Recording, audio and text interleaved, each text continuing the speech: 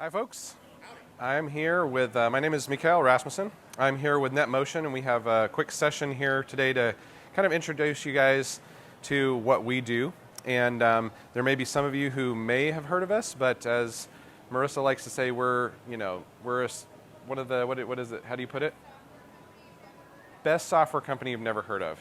So, and it was the same with me. I'd been in the industry, in the mobility industry for almost 20 years, and I'd only kind of heard of NetMotion here and there. I didn't really know what we did, and I've been with the company for a little while now, and now I have a much better understanding, but I also understand that the marketing company has a great challenge on their hands, really condensing what we do into a bite-sized format. So I'm going to try and do some of that for you guys today.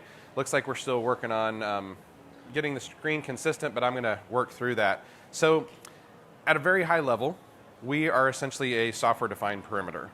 For those of you that are a little more technical, the way that we accomplish a lot of this is essentially acting as a layer 4 proxy. So what this allows us to do is to really stabilize a lot of the issues that we understand the industry has had and continues to have and probably will continue to have with their mobility deployments, right? And a lot of this will even apply to stationary devices, but essentially the challenges that I'm pretty sure we all face with devices that are outside of our perimeter, and then the things that we can do to help with those still will improve the experience of those users that are even inside your perimeter. So one of the things that we know, there's a lot of reports that have been done. I can give you all the rigmarole about, what's been fed back through all the channels, and the marketing team has some really great information on that. But essentially, we understand, and I've experienced this myself as an administrator. I'm pretty sure most of you here have run into either using devices yourself that have had issues with connectivity while you're in the field, or trying to stabilize what you're doing on a mobile network, whether it be Wi-Fi or cellular. Where it just runs into challenges. If you're stationary, there's times where I can be in an airport and I'm not moving, but I'm vying for that bandwidth from the cell tower that's serving me, or that access point that is serving data to me. And there are times when those devices they're contention networks, right? So they're all fighting for their turn to be connected, and we all know that can also affect the applications we're using on there. And if those applications aren't extremely resilient, which they're becoming that way, but how many years have we been deploying mobile devices and they're still running into these issues? So ultimately, we found through a lot of the research and reporting that we've examined over the years, and we've been around for 18, 19 years now. So well-seasoned company. We've been, our core product has been doing what we do for a very long time. So we all know that, even with what we've tried to do to make those networks better, to make the applications better, we still run into problems. Users on average are losing about 20 or so minutes a day to some sort of IT related issue, mostly application or network connectivity based. And they're having to deal with either troubleshooting this on their own, calling help desk, or just the downtime. It may even be little bits and pieces here and there, but we all know how quickly that can add up. 30 seconds here, 2 minutes there, you drop your connection, you have to re-authenticate, you have to go back into the application that may have decided to drop on you, and you have to refresh that, and hopefully you didn't lose everything that you put in there. Maybe it's a form you're filling out, maybe it was something you're actively doing on a Google Doc or something. And so we're reliant on each bit and piece to come together and work reliably. But we understand at NetMotion that it's just not probable to happen across every enterprise everywhere, especially when you're deployed in a mobile fashion. So some of the things that we're really good at and what we can help with is, like I mentioned, we can stabilize those connections. So now, instead of worrying about, well, my connection dropped, well, that's fine. We're helping persist that connection over time. We're helping stabilize it so that you don't have to go through that process of re-authenticating and going back into that application. We can also monitor where your users are going, so when they come back and they report, or even better, if you want to be proactive, you can actually have the system alert you to say, hey, we see an issue with these users. This is an example of one of our SEs, so we eat our own dog food. This is our diagnostics platform. What the diagnostics does in a nutshell is it's essentially looking at the ingress and egress of the data on the adapter that our agent is installed on. And so if they have latitude and longitude, which most of them, if they have cellular connections, have at least assisted GPS, that reports back to the system, and we can tell you over time where those issues existed. So now we're not relying on the user to provide kind of hearsay, essentially. Well, I was in this area and had some problems, and I'm not really sure what happened, but it's just not working. Well, somebody who's trying to do the troubleshooting or relay to the help desk team where the problem is, that doesn't give them a lot to go by. What we need is that quantifiable data to say, this is what happened at this time with these issues, with the connectivity, with the application, with the gateway they're connecting to. And we can track that, and we can put it in a format that's usable. So now I can go back and say, hey, yeah, Randy, I see that you were going along, I-94, and you had some drops. But fortunately, because you had mobility installed, our other agent, you might not have even noticed those issues. But you know what? We're going to take this data and we're going to go back to the carrier and see if we can do anything about that. Or maybe it's an issue where he's going through a tunnel or something. You can't do anything about it. But again, that's where our other platform, mobility, comes in to kind of help stabilize those things. So he doesn't have to start over just because he was driving from point A to point B. Or maybe he was on a train and trying to be productive the whole time. We want to keep our users' experiences positive and productive, and that's what NetMotion really helps enable. So I talked about diagnostics and how we can capture some of that data. Well, we actually get even more data from our mobility product, our more seasoned product, but one of the things that it can really be helpful for, besides natively optimizing the connections and the data going through them. So things like if you have a SIP call, which we all know, even if I have my smartphone and I'm on a carrier, if I have LTE or Wi-Fi, most of the carriers now, they turn that into a SIP call and use that instead of their native tele language.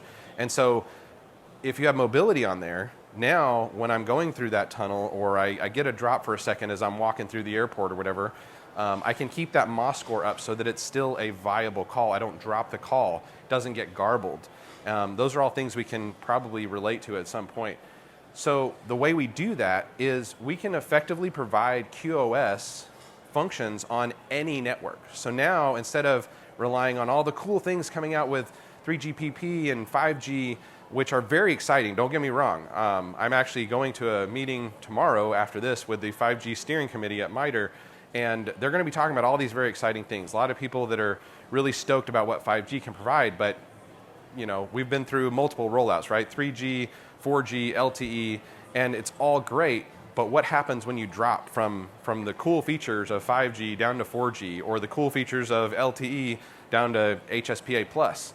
Those become issues, and all those cool features really don't do you much good anymore. So all the QoS that only worked in one doesn't work in the other. Or you switch over to a Wi-Fi network, and now the QoS you have configured for a cellular network means nothing, right? So with our policy engine, which unfortunately you can't see at the moment, but with our policy engine, it's cause and action based, and it's network agnostic. So now you can take those QoS functions and apply them to any network.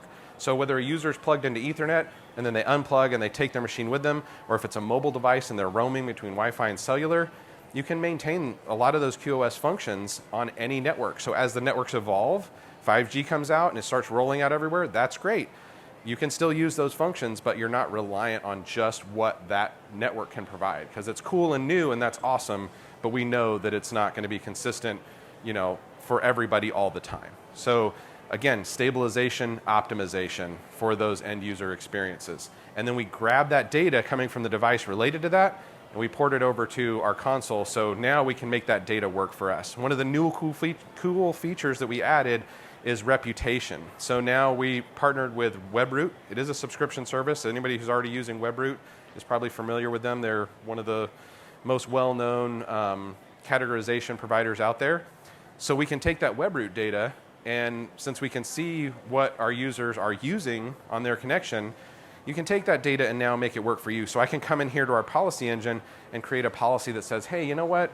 I really don't think that Netflix during business hours is appropriate, and I'm going to create a policy that maybe will limit that to just outside of business hours. Or maybe that's fine, you can do Netflix, but we are paying for your cellular, and so maybe you need to only do it on Wi-Fi. So I can create policies that do that. I can make them dynamic so that I know when a user goes from one network to the other, and it applies that a policy accordingly. So now, I don't have to worry about, I got to go remember to change this guy over. Oh, and he went to this other office, so I need to change this.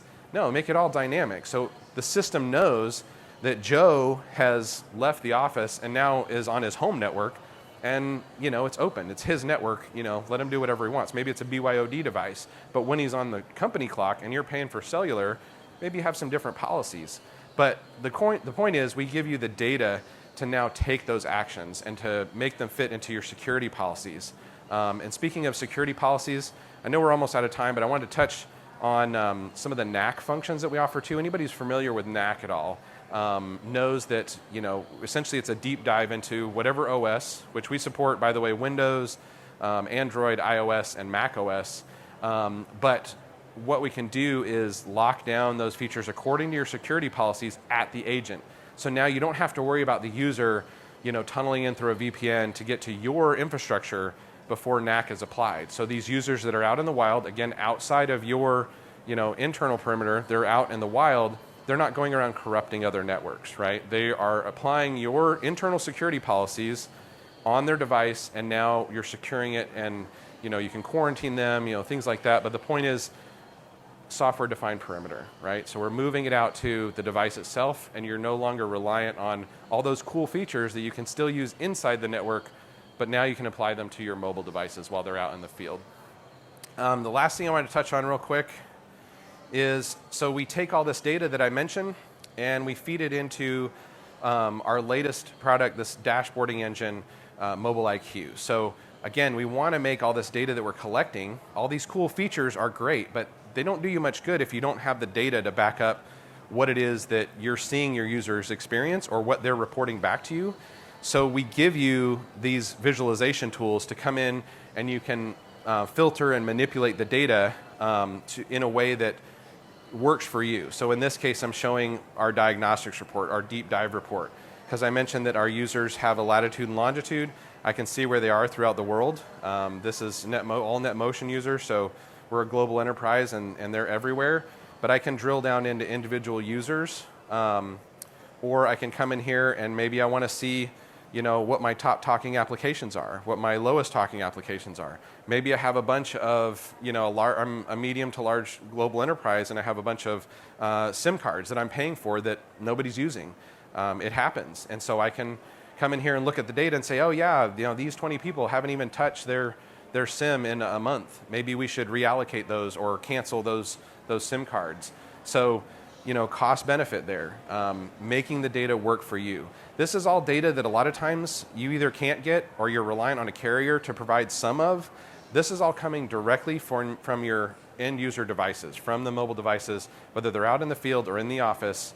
As long as they have our agents installed, we're looking at all this information and providing it back to you to use in a way that really improves their experience, stabilizes their connectivity, and overall increases their performance. And that's something that pretty sure we all want to see improve. All our users, including probably yourselves, would love to see. And the great thing is it basically becomes plumbing so that they, most of the time, don't even know it's there unless they need to use it. And there's a few tools in there that you can kick off if they need to use them, throughput testing, deep dive diagnostics. But we want to keep all that really on the administrative side and just provide the help desk teams, the administrative teams, that information so that they can take appropriate actions and use the data accordingly. So definitely want to invite you guys, if you have any deeper questions, you want to know how it works technically, we're doing demos over here kind of right behind this booth at the NetMotion station there. We also, being a software company, we love to do WebExes, or if we have a sales team that's in your area, we'd love to come by and like I said, do a deep dive with you, answer any technical questions you have. And then also, because we're a software company, we love having potential customers actually put their hands on the software. And that's as simple as spinning up a VM, and we can usually have the software up and running and clients connected within an hour or less, which is also something pretty unique to NetMotion. I've deployed a lot of kind of related platforms, and many of them take days, weeks, or sometimes months to deploy. We can have ours up in usually under an hour if, like I said, if the server's up and running and we just need one port open on the firewall. And it's very intuitive, very easy to install, very easy to use. We want you guys to get your hands on it, and we're happy to do that. And invite you to come check us out. So, NetMotion, thanks for your time, guys.